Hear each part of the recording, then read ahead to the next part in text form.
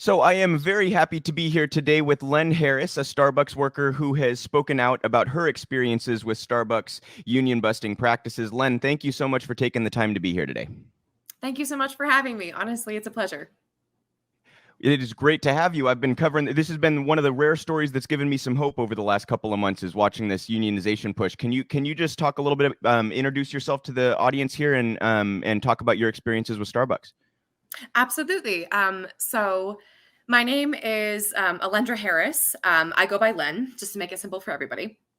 And honestly, uh, being part of Starbucks is kind of the privilege, I guess you could say, when it comes to this whole union movement, just because of the specific niche of our particular employee base. A lot of us are more progressive, more queer, more kind of more minority based, which tend to be more progressive and more left, politically speaking, which often align kind of with unionization. So in terms of like why we're doing what we're doing, honestly, it's to address, the kind of rampant wage disparities and benefit issues and whatnot. And I was inspired to do it by Buffalo, which is probably no surprise to many at this point in time. But there's kind of a bigger reason, and it's not just Starbucks. It's across the board. People who are not getting what they deserve as both workers and as just human people in our country.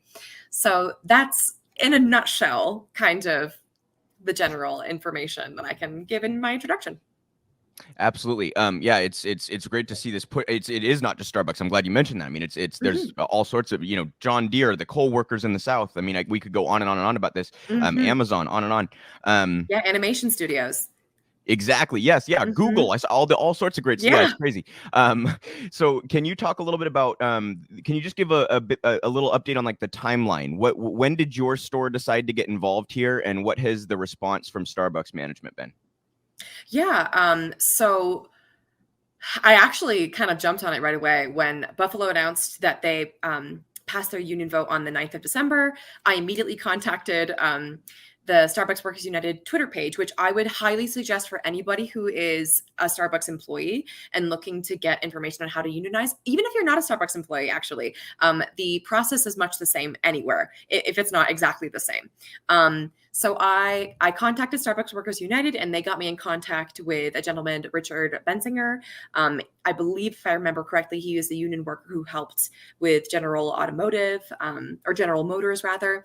And from there, after I corresponded with him a little bit, he kind of gave me the lowdown on how to go about it, which ultimately is just connecting with your workers, kind of testing the waters, seeing what that kind of vibe is like in your store, because it's going to be different per store, or per workplace. And I, however, I really started making contact with that gentleman, Richard Bensinger, around like December 11th, December 12th or so. And 2 days, maybe even one day later, the district manager was in my store. So it had gotten out to my store manager. And in within a 24 to 48 hour period, roughly, our district manager was in our store having a meeting with us. That's unbelievable. It My was gosh. So crazy. you guys were one of the early ones. That's Mhm. fantastic. And where's the store located? It's in Superior, Colorado. I it's so Okay, funny gotcha. though, because I had it as Broomfield because my apartment is across the street from my work, and it's divided by In a Broomfield and different town. Superior. So Uh-huh. it's my bad. And so everybody's like, yeah, Broomfield, and everyone's saying Denver. And I'm like, what, just keep it, just take it. Yeah, all of them. I'll Let's take do all of anything. them. Yeah, it's Yeah, Boulder yeah, yeah. County too, which is funny. It's Boulder County, which is another well-known city in Colorado. So I'm just like, whatever, Denver, Boulder, we're in Colorado. There you go. There you go. Mhm. Um, and we were talking briefly before we started the interview about how Starbucks has essentially manipulated staffing in multiple ways, in a Mhm. pretty obvious and blatant attempt to bust this union and organizing attempts. Can you just explain what processes they've undergone? Yeah, absolutely. So, like I've mentioned before, or rather, I should mention in case it isn't clear, union busting has been happening across the board, but it's been a little bit different in each store. My store in particular has been kind of quiet, which is kind of a blessing and a curse.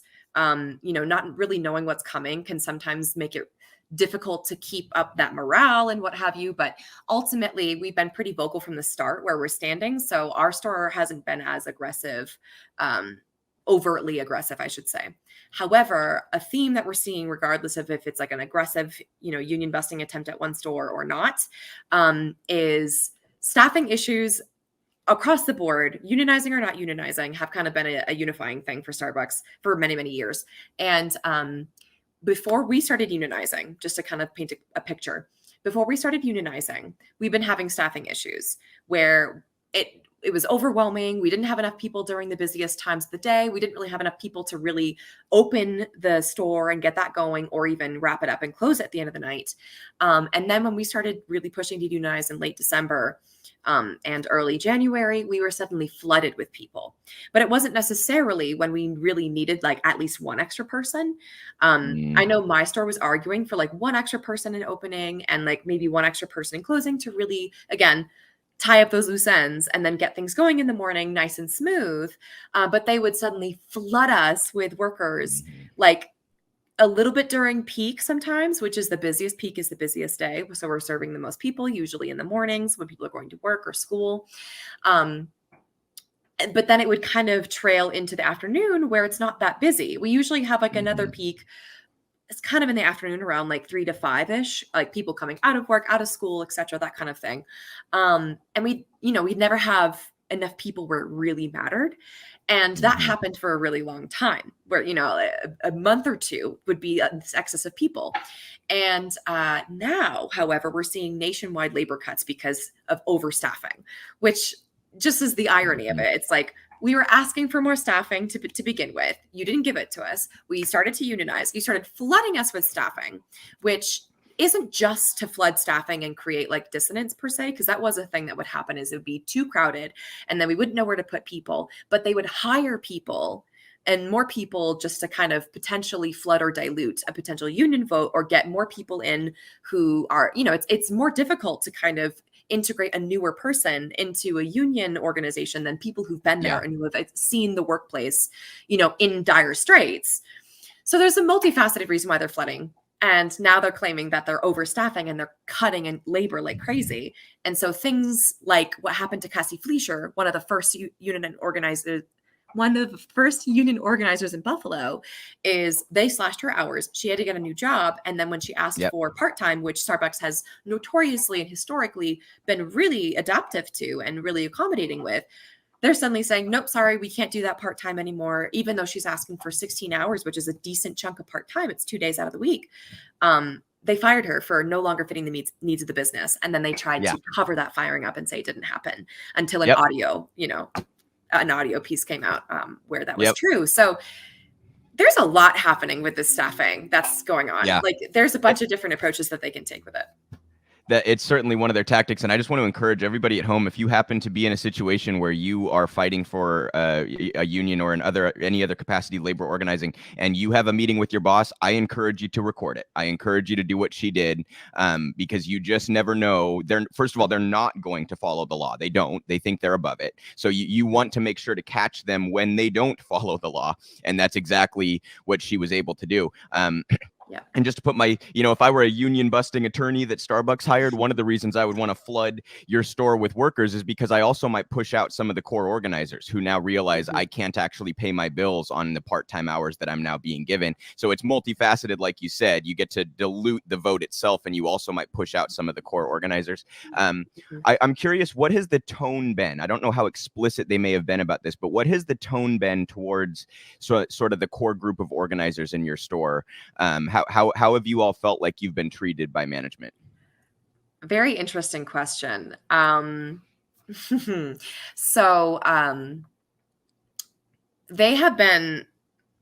treated me with kid gloves, kind of.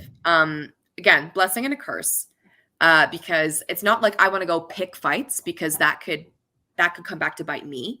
Like regardless of how valid I am to just be like, you're doing this to my workers, like, why are you doing this? And I do want to call them out. I could potentially be disciplined and fired for coming across aggressively or what have you.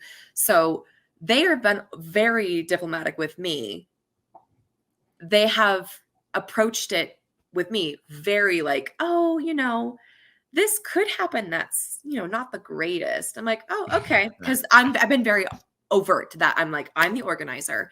I am Yeah. for this union. Like I haven't hidden it from anybody.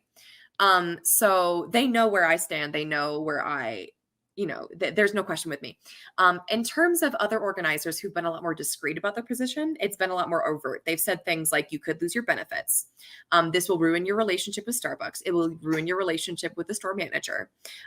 People won't be able to transfer. Just a bunch of things that aren't true.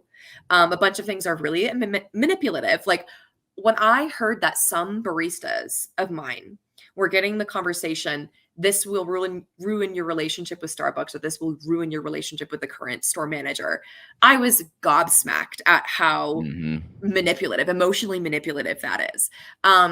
So it's been very like, it's gone from this could happen, but it's your choice, it's your vote, we're here to support you, whatever, to this could ruin your relationship. Like, and especially, I think what's the most frustrating is I think I'm one of the oldest shift supervisors there. I think I'm one of the oldest workers there. I think I'm older than my store manager. Not that that's like a problem per se, but like I have more experience and a lot more confidence than someone, say, who's 17, which Right. we do have 17-year-olds in our store who are a lot more susceptible to emotional manipulation from people in higher positions. So regardless of the intent even of the store manager or the district manager, I'm not saying they're doing this to intentionally hurt us even. That kind of lack of perspective makes it significantly more difficult to like respect their positions of leadership, because they're not considering the power dynamic that this could cause and the manipulation that it is inherently. So yeah, it's kind of been a mixed bag. I have been getting nice treatment, and it's frustrating to say the least.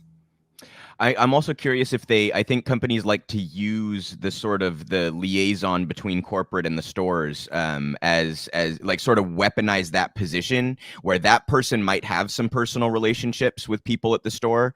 And I'm curious like how explicitly Starbucks has tried to message to you guys. Have they been sending people from corporate in to have meetings opposing the union? Have they closed the store down like we've seen them do in different locations across the country?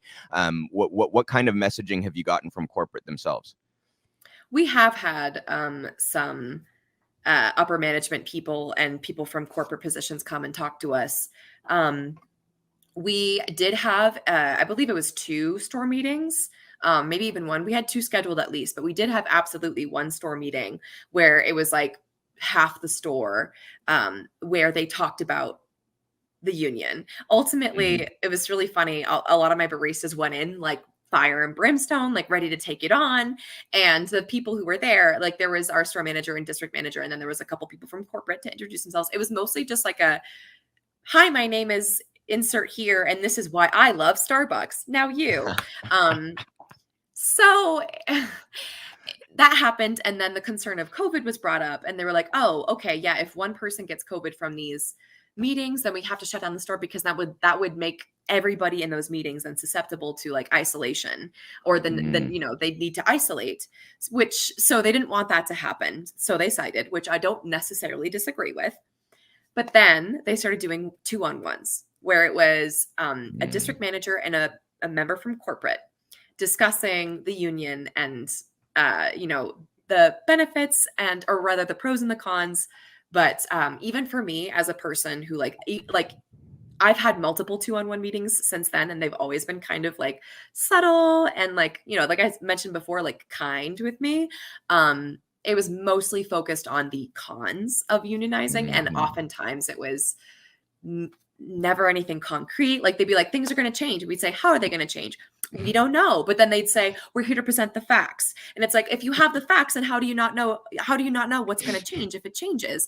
And then they say, well, we're learning just like you. And it's like, if you're learning just like us, then how can you be presenting the facts? Like, what's going on? So, yes, we've had people come from corporate.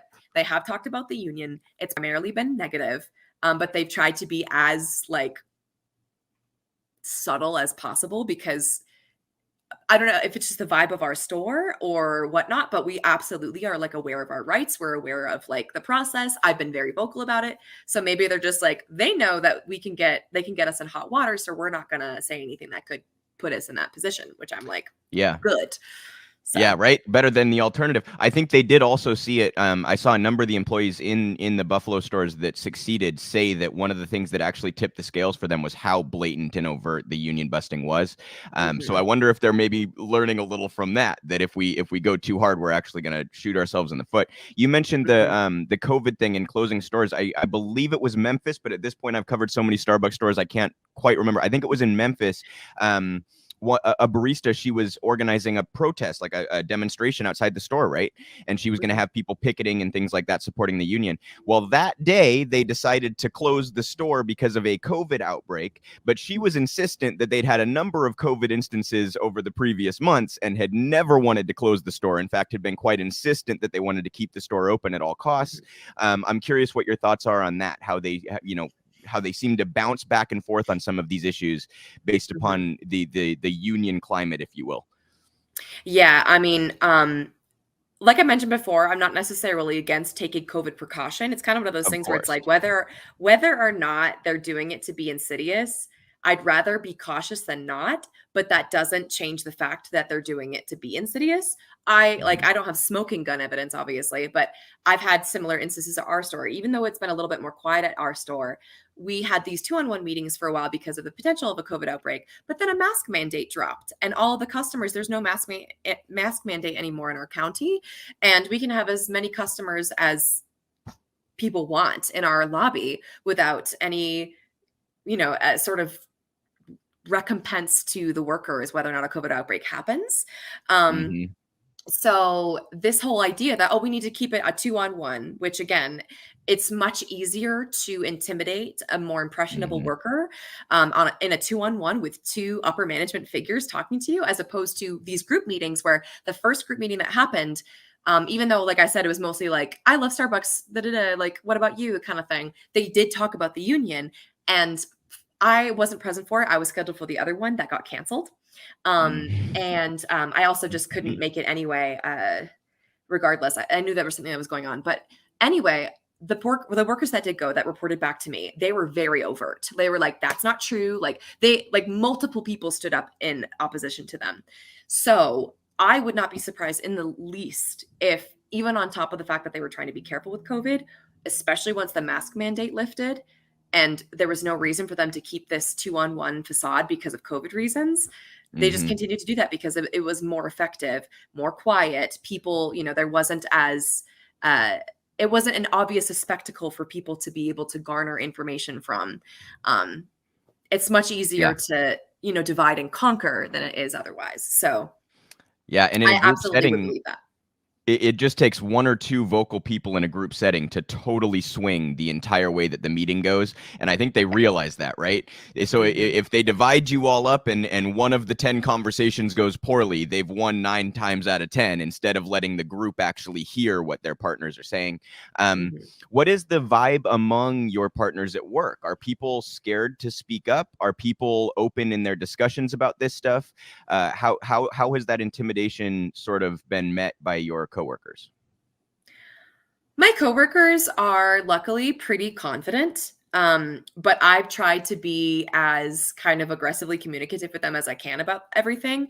And it's kind of been this very interesting, amusing, and frustrating back and forth with our management, where they're kind of not being totally genuine. So we're not gonna play our cards. Like some people have asked questions like when they do go into these meetings and they say things like, you could lose your benefits. And they'll be like, what does that look like? What do you mean?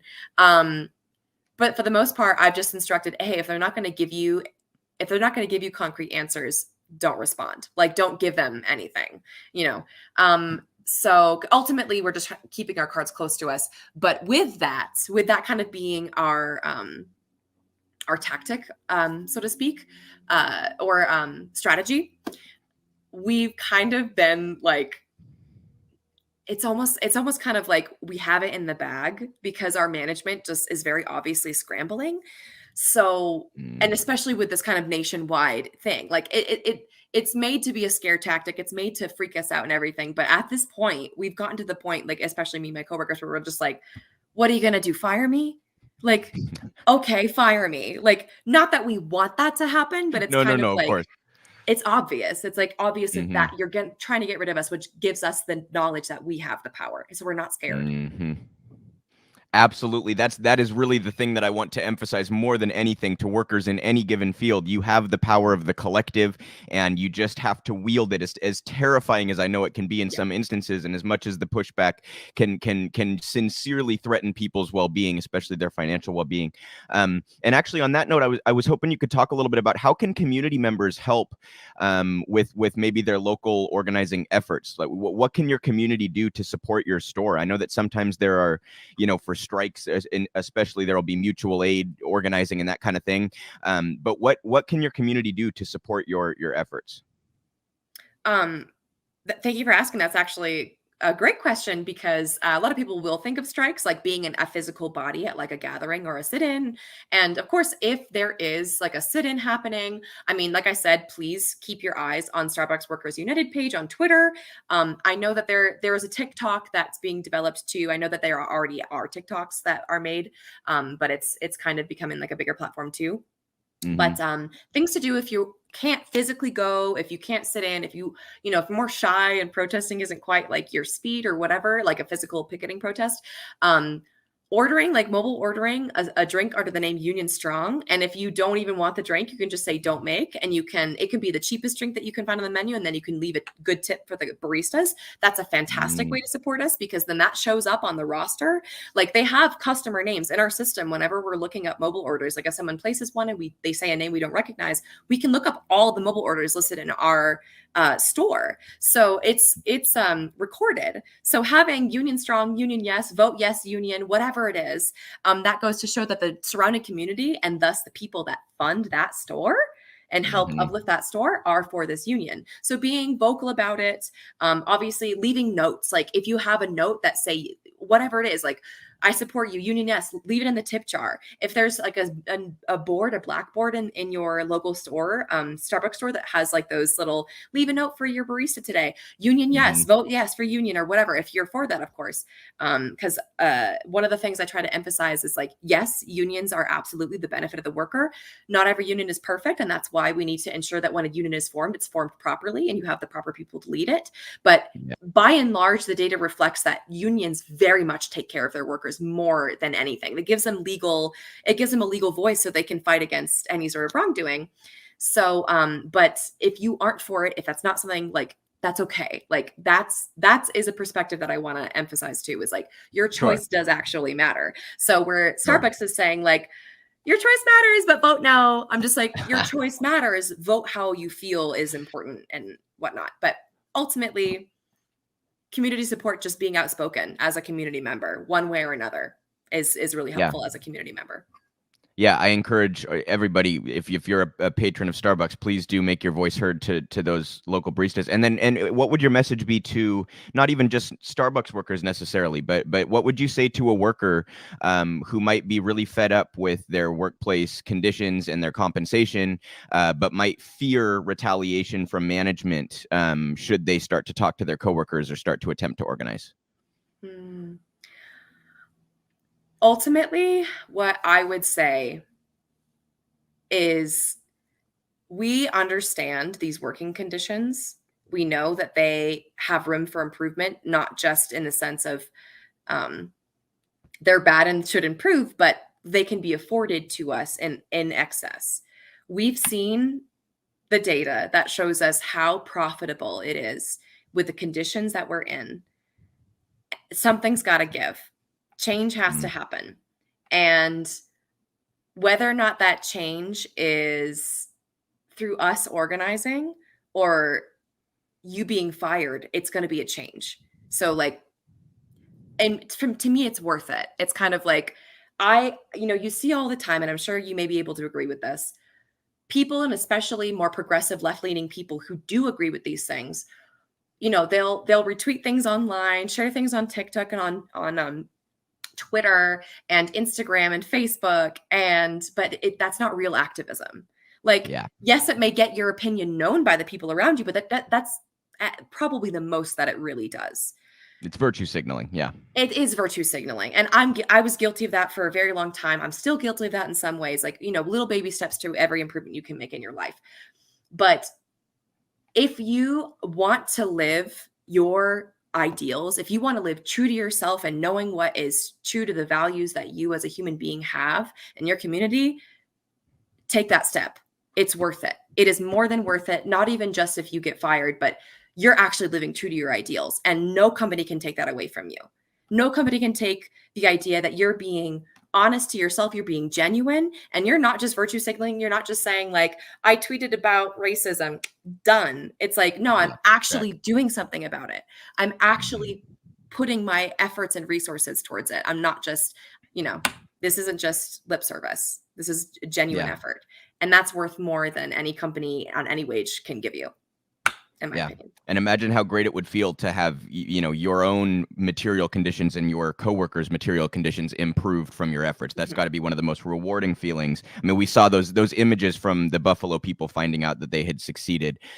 Some of the most heartwarming shit I have ever seen in my life. Them jumping up with joy. I mean, that was just so fantastic, And then lastly, it would seem to me like all these companies, and Starbucks very much included, they rhetorically, they pretend like they're neutral on the whole thing. Like, to the public, they do this like, well, if they want a union, they'll vote for the union. You know what I mean?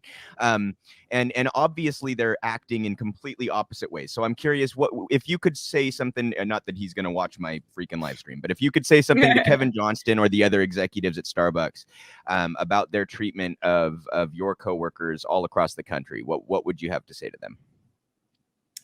I live more true to my values than you do, Kevin, seeing as you tout yourself as the CEO of a company that listens to its workers. And yet, of every complaint that workers have levied against their working conditions, you have levied legal action against it. i.e., we're organizing a union, and you pour millions of dollars into a law firm, legal representation for yourself, to delay and stop that process. So you may make more money than me, but I make more meaning than you. And if you want to make more meaning in your life than you do, then live the values of your own company. Very much appreciate that statement. And for what it's worth, if they think they need to cut costs by cutting your hours and your coworkers' hours, perhaps Kevin could give back some of his 39% raise that he took last year, or they could perhaps stop spending millions of dollars on union busting attorneys and PR firms. That would maybe cut into some of those cost issues just the same. So I've had the Twitter for Len and for the Starbucks Workers Union up on the screen throughout this interview. I really want to encourage everybody to follow her and the union and get involved in whatever capacity you possibly can. Len, thank you so much for taking the time to be here today. I hope we can come back on and talk again and maybe celebrate a victory for you guys here in the near future. Absolutely. Thank you so much. It's been a pleasure. I would look forward to any future endeavors, and take care and solidarity. Solidarity indeed. Yes.